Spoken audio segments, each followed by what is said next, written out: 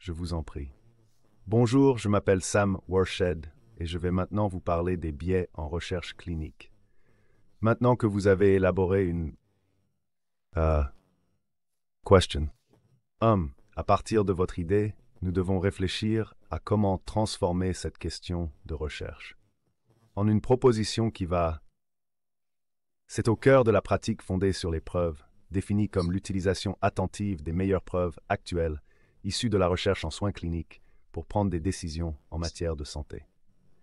Nous allons donc discuter un peu de ce qu'est le biais, comment nous le définissons, et ensuite, comment concevoir des études pour limiter les sources de biais.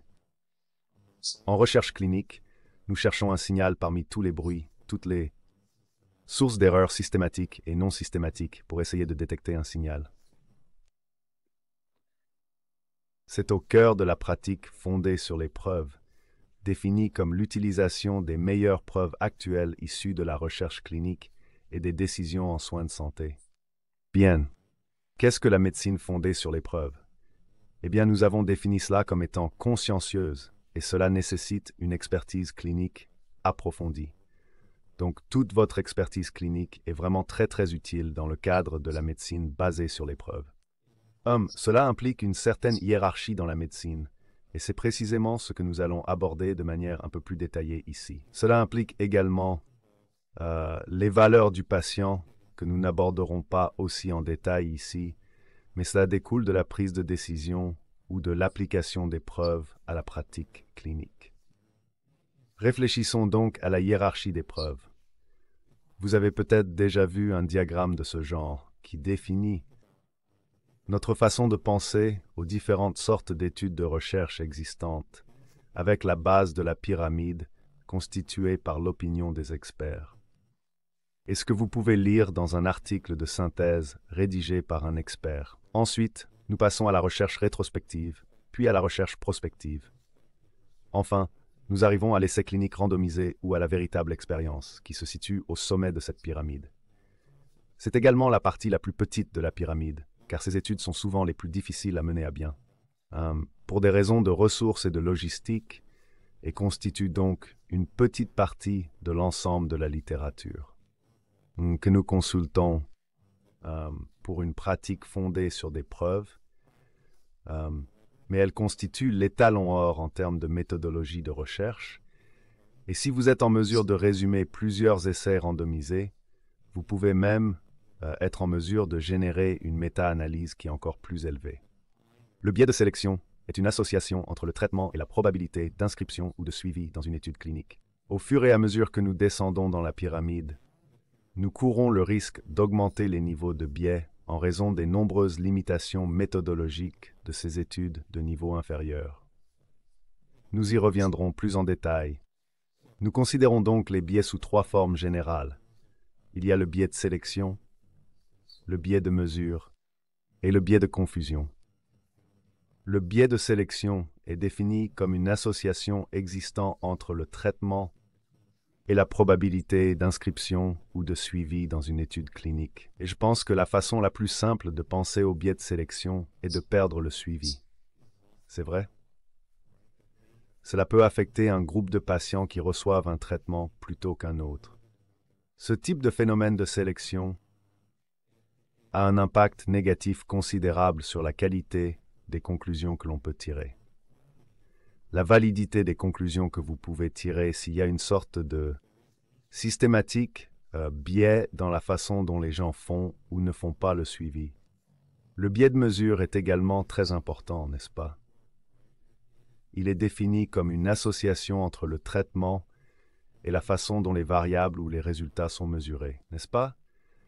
Donc s'il y a par exemple un biais de rappel de la part de patients en ce qui concerne un historique d'exposition dans l'étude rétrospective, ça peut vraiment avoir un impact sur la façon dont vous tirez vos conclusions.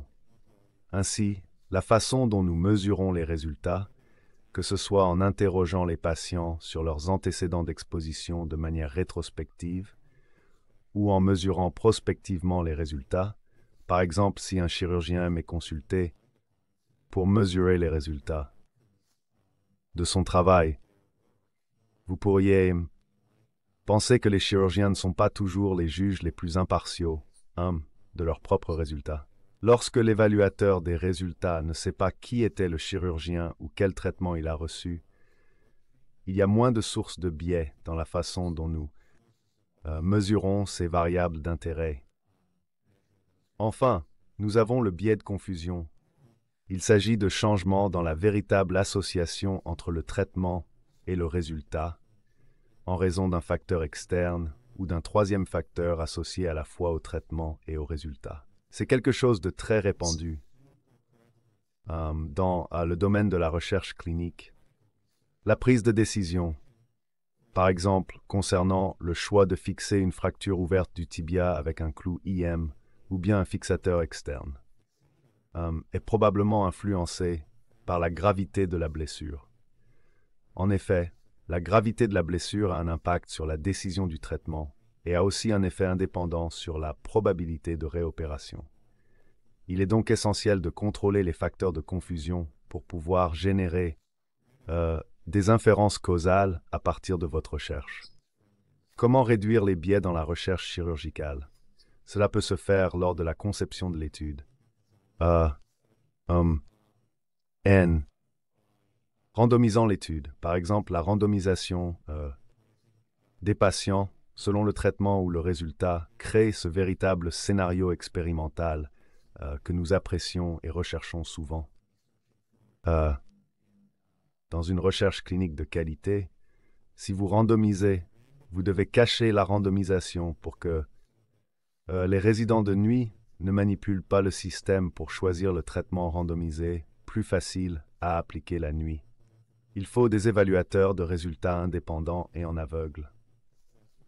Nous avons parlé de l'importance de limiter les biais de mesure. Nous essayons d'établir des résultats objectifs, moins susceptibles d'être influencés par la subjectivité. L'exhaustivité du suivi est très importante. Cela permet d'aborder le phénomène de biais de sélection dont nous avons parlé plus tôt et d'équilibrer l'expérience du chirurgien. Certains traitements que nous pourraient être intéressés par l'étude ne sont pas exactement les mêmes que de randomiser un patient entre un placebo et une pilule d'agent actif. Les interventions chirurgicales sont des procédures vraiment très complexes, nécessitant un équilibre adéquat. Il est crucial de prendre en compte l'expérience du chirurgien ou que nous tenions compte de cette expérience pour déterminer si un traitement est efficace ou non. Cela s'avère extrêmement important car cela aborde l'idée de biais d'expertise. Maintenant, comment pouvons-nous élaborer des études non randomisées qui prennent tout de même en compte les facteurs de confusion? Certains biais peuvent survenir dans ces études lorsque nous ne pouvons pas randomiser pour faire correspondre ou restreindre les patients. Oui, c'est vrai. L'appariement des patients serait donc pertinent. Si nous voulions étudier la fixation externe par rapport à l'envoi d'IM, nous devrions comparer les patients sur des facteurs que nous considérons comme des variables confondantes possibles. Nous avons la possibilité de restreindre notre analyse. Si nous voulons éliminer le biais qui pourrait provenir de l'âge, par exemple, en tant que facteur de confusion. Nous pouvons restreindre notre analyse uniquement aux patients plus jeunes afin de tenter de minimiser et d'atténuer l'effet de confusion lié à l'âge. Nous avons toujours la possibilité de sélectionner des évaluateurs qui sont aveugles ou indépendants, afin d'évaluer objectivement l'ensemble des résultats complets.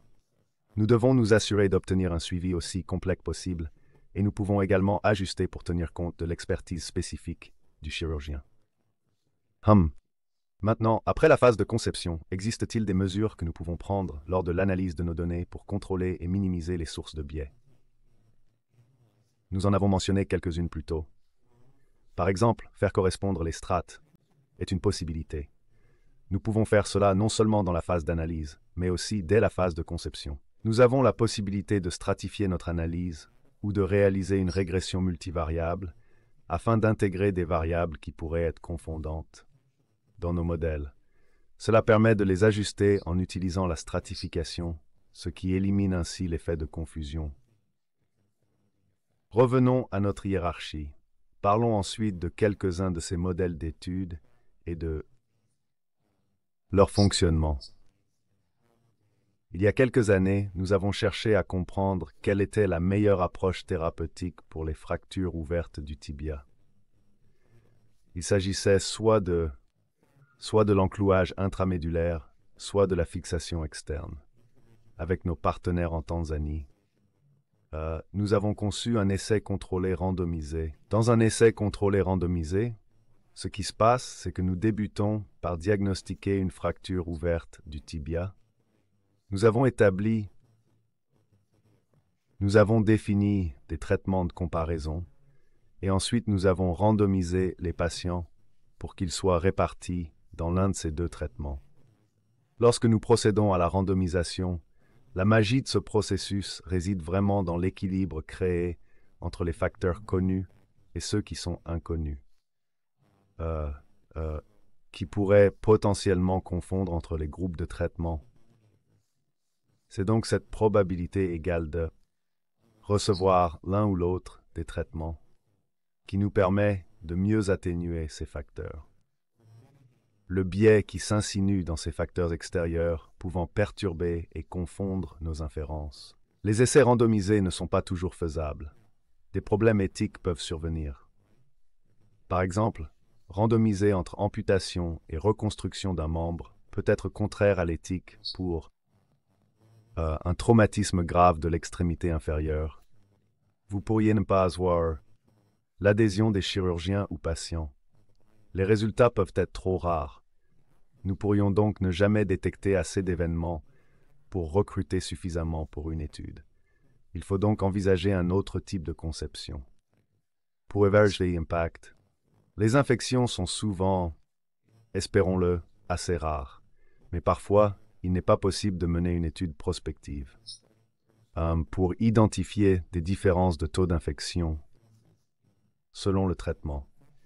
Il faut alors envisager une stratégie d'étude plus efficace. Il se peut que vous n'ayez pas l'adhésion du chirurgien. Il peut y avoir une différence d'expertise dans l'un ou l'autre traitement. La question principale n'est peut-être pas de comprendre les effets thérapeutiques, mais plutôt d'identifier, par exemple, les facteurs de risque d'un résultat particulier et les coûts. Il se peut que nous n'ayons jamais assez d'argent pour cette étude. Que faire?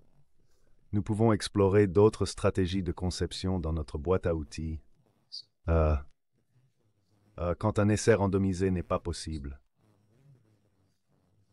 L'échelon suivant dans notre hiérarchie d'épreuves est une étude de cohorte prospective qui conserve véritablement de nombreuses caractéristiques d'un essai de contrôle randomisé bien construit. Cependant, nous n'avons pas cette randomisation magique, cette probabilité égale de distribuer non seulement le traitement, mais également tous les facteurs de confusion potentiels. Nous commençons toujours par le diagnostic et suivons les patients sur une période de temps prolongée. Mais comme ce que nous appelons le mécanisme de traitement n'est pas aléatoire, nous devons tenir compte d'autres facteurs potentiels qui introduisent un biais. Ensuite, nous devons nous pencher sur ces caractéristiques d'analyse dont nous avons parlé plus tôt pour concevoir correctement un plan d'analyse qui prend en compte ces sources de biais, comme les biais de confusion, et les ajuster. Et que faire si une étude de cohorte prospective n'est pas réalisable? Parfois, c'est le cas pour les mêmes raisons qu'un essai randomisé, c'est-à-dire parce que mener une étude de cohorte prospective est toujours une tâche qui demande énormément de travail et de temps. Il est nécessaire de suivre les patients depuis leur inscription à l'étude, souvent sur une période prolongée. Cela peut s'avérer prohibitif en termes de temps, de coûts et de ressources, ce qui peut nous amener à envisager des modèles rétrospectifs. Discutons maintenant du contrôle de cas ou de certains types d'études de cohorte rétrospectives. Une étude de cohorte rétrospective que je vais distinguer d'une étude de contrôle de cas. Dans ce schéma, une étude de cohorte rétrospective est très similaire à une étude de cohorte prospective. Cependant, Nous commençons plus tard dans le temps, après l'assignation des patients, à l'un des traitements. Dans cet exemple, un clou IM contre un fixateur externe pour une fracture ouverte, et nous regardons en arrière dans le temps. Nous pourrions avoir une clinique où nous suivons des patients avec des fractures ouvertes du tibia depuis des années. Nous examinons nos patients et les identifions selon le traitement reçu. Nous remontons dans le temps et nous regardons et nous aurons déjà, par définition, mesuré les résultats de ces patients. Parce que nous avons cette clinique où les patients sont suivis depuis de nombreuses années. Nous remontons dans le temps et nous identifions divers facteurs de risque. Effectuons à nouveau une analyse en tenant compte des facteurs de confusion potentiels lorsque nous essayons de comprendre la supériorité de l'un ou l'autre traitement. Il s'agit d'un autre type d'étude que l'étude de cas témoins. Je vois que ces termes sont souvent confondus dans la littérature. Et je veux m'assurer que vous comprenez la différence entre une étude de cas rétrospective, une étude de cohorte rétrospective et une étude de contrôle de cas, qui est également un modèle rétrospectif. L'étude de contrôle de cas est un cas particulier d'étude rétrospective qui identifie les patients en fonction de leurs résultats. C'est ça? Donc, au lieu de simplement observer, je suis un homme qui, vous savez, regarde ma clinique, où j'ai des patients que je suis depuis de nombreuses années, et j'identifie les patients en fonction du traitement reçu. Nous faisons un retour en arrière pour examiner les patients selon le résultat particulier. Le modèle d'étude de contrôle de cas est une méthodologie particulièrement précieuse pour étudier les facteurs de risque de résultats rares. Dans ce cas précis, nous analysons les infections. Il se peut que nous n'ayons qu'un taux d'infection de 8% dans notre population d'études des fractures du tibia. Plutôt que d'examiner tous les patients qui ont un clou M par rapport à un fixateur externe, ce qui pourrait prendre énormément de temps. Dans cette clinique où je suis, des centaines, voire des milliers de patients qui ont subi des fractures ouvertes du tibia, j'ai identifié les patients selon qu'ils avaient une infection ou non. Nous recherchons les résultats de l'infection et pour chaque patient atteint d'une infection, nous identifions patients qui n'ont pas eu d'infection et nous essayons de comprendre les différences dans leur profil d'exposition pour essayer de comprendre les facteurs pronostiques qui mettent les patients à risque pour l'infection. Un modèle d'étude très efficace, mais qui comporte également de nombreux biais dont nous avions parlé au départ. Il est donc nécessaire d'exécuter soigneusement les études de contrôle de cas de manière à identifier les contrôles appropriés qui, dans ce cas, sont des patients qui n'ont pas développé d'infection, d'une manière non biaisée. Maintenant, revisitant notre hiérarchie de preuves ici, nous avons en quelque sorte descendu l'échelon, les différents échelons de cette échelle, et identifier les sources croissantes de risque. À mesure que nous progressons dans la hiérarchie des preuves, nous avons discuté des types de biais, notamment le biais de sélection, le biais de mesure et la confusion, et comment ces biais peuvent réellement compromettre la validité de nos inférences, issues de notre recherche. De plus, nous avons abordé la phase de conception ainsi que la phase d'analyse, des interventions qui peuvent nous aider à réduire ces biais.